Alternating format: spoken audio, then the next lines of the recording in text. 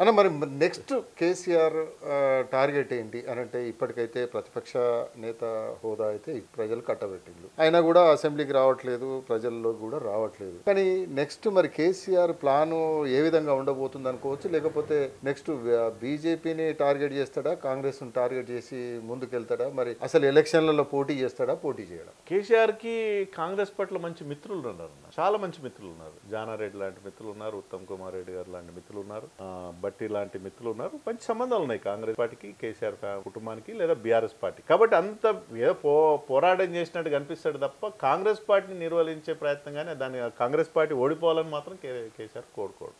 ఎందుకంటే కేసులు కావచ్చు, లేదా అయితే గీతే కాంగ్రెస్ పార్టీ బదలం కానీ, కాంగ్రెస్ బదలం అయితే మళ్ళీ నేను లేస్తా అనేటువంటి రాజకీయ లక్ష్యం కూడా ఉంటది.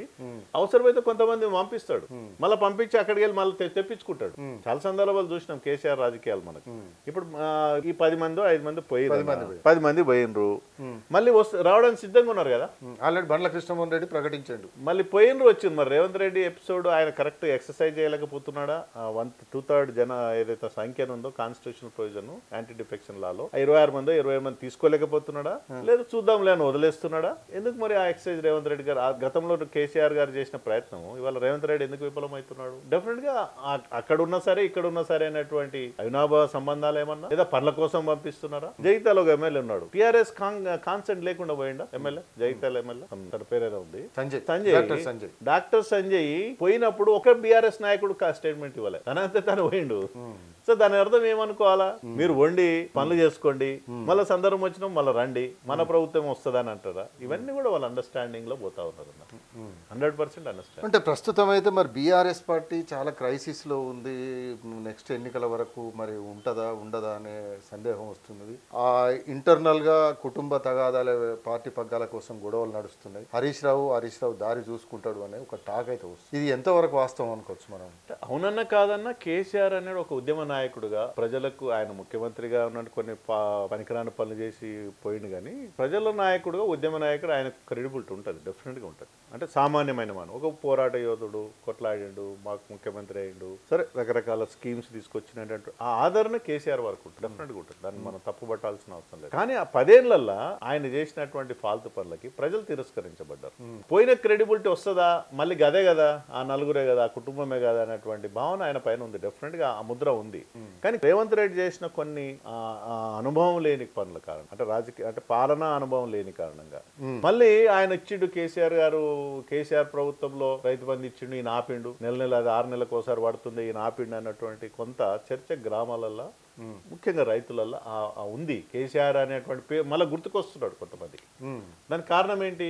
100% కాంగ్రెస్ పార్టీ చేసిన తప్పిదాలు. కానీ మళ్ళీ ఆయన వచ్చి పెద్ద గొప్పగా చేసేది ఏమి ఉండదు. ఇక్కడ ప్రజలకు తెలుసు ఏం చేసిండు, వాళ్ళ గాలే కదా. ఆయన పోయిన క్రెడిబిలిటీ, విశ్వసనీయత మళ్ళీ అంత ఈజీగా రాదు. ఆయన ఇంకోటి రెండోది వయసు అయిపోయింది, ఆల్మోస్ట్ 70 years నాకు తెలిసి. అంత ఉత్సాహము, అంత పోరాట పటిమ, మళ్ళీ ఆ ఫెరోసియస్నెస్ కేసీఆర్ లో చూస్తామని అనుకోలేము. మళ్ళీ అదే ఫ్యామిలీ కదా, కేటీఆర్ వర్కింగ్ ప్రెసిడెంట్, వాళ్ళ పంచాయతీ ఉంటుంది. కేటీఆర్ అంటే హరీష్ వాడదు, హరీష్ అంటే కేటీఆర్ వాడు, మధ్యలో కవితలు వేస్తుంది. ఎటు తిరిగి వాళ్ళే కదా, 3-4 మాట్లాడతారు.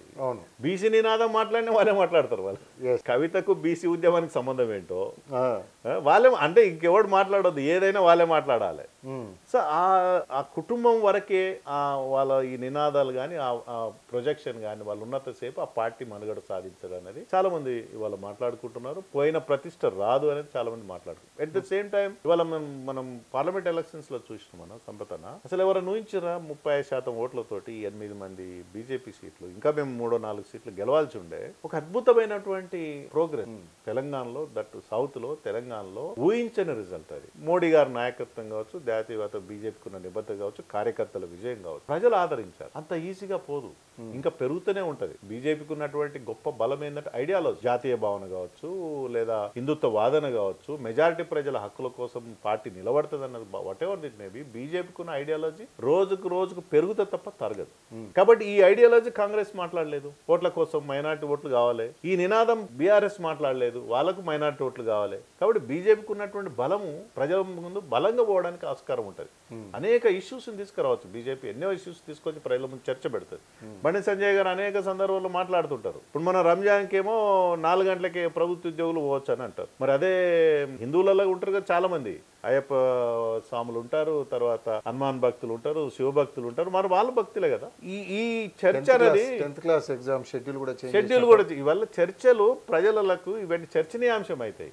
సింపుల్ అన్న, హజ్ యాత్రకు పోతేనేమో సపరేట్ గా వాళ్ళకి ఫెసిలిటీస్ ఉంటాయి, ఏరోప్లేన్ అంటే మైనారిటీలకు ఇవ్వద్దని కాదు, వాళ్ళకి ఇచ్చినప్పుడు మాకెందుకు ఇవ్వని. ఇప్పుడు చాలా మంది మాట్లాడుకుంటున్నారు, హజ్ యాత్రకు విమానాలు పోతాయి, ప్రైజెస్ కన్సెషన్ రేట్ లో వాళ్ళకు చార్జెస్ ఇస్తారు, అన్ని ఫెసిలిటీస్ ప్రభుత్వమే ఒక ఫండ్ క్రియేట్ చేసి ఇస్తుంది. మరి ప్రయాగరాజ్ కి తెలంగాణ నుంచి ఒక్క బస్ కన్నా ఒక ఫెసిలిటీ కానీ, ఒక ట్రైన్ ఫెసిలిటీ కానీ, కన్సెషన్ కానీ ఇచ్చిండ్రా? ఇవి ప్రజలలో చర్చనీయ అవుతాయి. ఈ నినాదం ఎత్తుకునే వాళ్ళు ఎవరు? బీజేపీ. ఆ హక్కు కాంగ్రెస్ కు ఉండదు, ఆ హక్కు బీఆర్ఎస్ కు మాట్లాడలేరు. కాబట్టి బీజేపీని ఎట్టి పరిస్థితుల్లో తక్కువ అంచనా వేయడానికి వీల్లేదు. దేశవ్యాప్తంగా ఇవాళ విస్తరిస్తున్నట్టు దాదాపు ఇప్పటికి 22 రాష్ట్రాల్లో పూర్తి స్థాయి అధికారంలో వచ్చినటువంటి పార్టీ కాంగ్రెస్లో విఫలమైంది. కర్ణాటకలో కాంగ్రెస్ విఫలమైంది, తెలంగాణలో కాంగ్రెస్ విఫలమైంది, హిమాచల్ ప్రదేశ్ ఎప్పుడు పూడిపోతో తెలియదు, ఈ 3 రాష్ట్రాలు ఎప్పుడు కనుమరుగైతే తెలియదు. కాబట్టి భవిష్యత్ అనేది అంతెందుకు, ఢిల్లీ అన్న మొన్న చూసినాము, ఒక్కటంటే 70 సీట్లలో ఒక్కటంటే ఒక సీట్ గెలవలేదు కాంగ్రెస్. ఆ కూటమి వాళ్ళ ఇండియా కూటమి వాళ్ళకి చక్కగా ఉంటారు, వాళ్ళే పోటీ చేసుకుంటారు. ఇండియా కూటమిలు ఉంటారు, కేరళనేమో కమ్యూనిస్టుల మీద కాంగ్రెస్ పోటీ చేస్తారు, వెస్ట్ బెంగాల్లో కమ్యూనిస్టుల మీద కాంగ్రెస్ పోటీ చేస్తారు, కేజ్రీవాల్ పంజాబ్ లో కాంగ్రెస్ మీద పోటీ చేస్తారు, ఢిల్లీలో పోటీ చేస్తారు. మరి ఎట్లా కూటమి అవుతుంది అది? కాబట్టి వాళ్ళ ప్రజలు ప్రత్యామ్నాయంకి ఎవరు, ఈ దేశానికి రక్షణ ఎవరు అంటే భారతీయ జనతా పార్టీ. అది విస్తరిస్తూనే పోతుంది. కాబట్టి తెలంగాణలో రాబోయే సమీప భవిష్యత్తులో అద్భుతమైన పర్ఫార్మెన్స్ భారతీయ జనతా పార్టీ చూపించగలుగుతుంది. ఆ బలం భారతీయ జనతా పార్టీ కార్యకర్తలు, ఐడియాలజీ, ప్రజల బలం. ఆ ఐడియాలజీ కానీ, ఆ ప్రజల బలం కానీ ఇతర పార్టీలకు ఉండదు, కాంగ్రెస్కి అసలే ఉండదు, బీఆర్ఎస్కి అసలే ఉండదు. కాబట్టి భవిష్యత్ అంతా బీజేపీ కనిపిస్తుందని. అంటే వచ్చే ఎన్నికల వరకు బీఆర్ఎస్ ఉంటుందని అనుకోవచ్చా? చెప్పలేము. ఇప్పుడు ఎంతో కొంత పర్ఫార్మెన్స్ ఉండొచ్చు, ఎందుకంటే 10 సంవత్సరాలు ఉద్యమ పార్టీ కాబట్టి. వాళ్ళు కూడా ఉద్యమ పార్టీ ఎన్నడో మర్చిపోయారు. తెలంగాణ పదాన్ని తొలగించుకున్నారు వాళ్ళ పార్టీలో. కాబట్టి ఇంకా తెలంగాణ పేరు మీద ఓట్లు అడిగే హక్కు వాళ్ళకు ఉండదు. ఓకే.